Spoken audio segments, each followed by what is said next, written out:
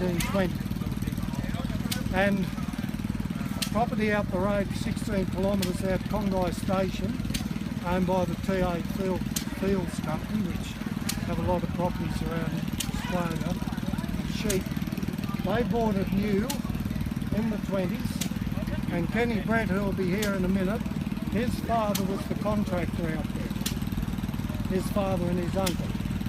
Then when Congai finished making hay with this old press in the late 40s, they gave it to Ken's father, old Bill and Clary, and they dragged it into Bendemeer, which is 16 kilometres out, and they made hay over here on what's called Brett's Flat, about a kilometre in that direction.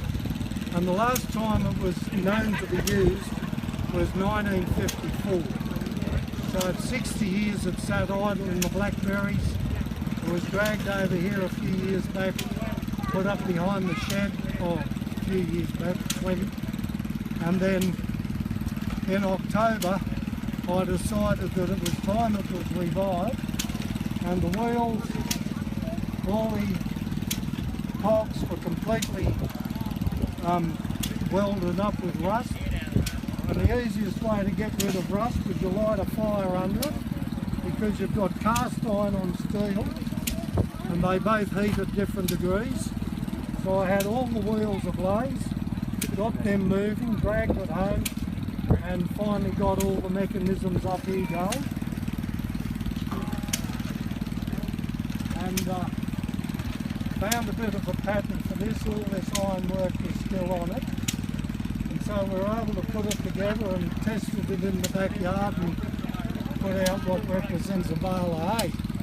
But where our modern hay balers all tired off, they're all ground bales now.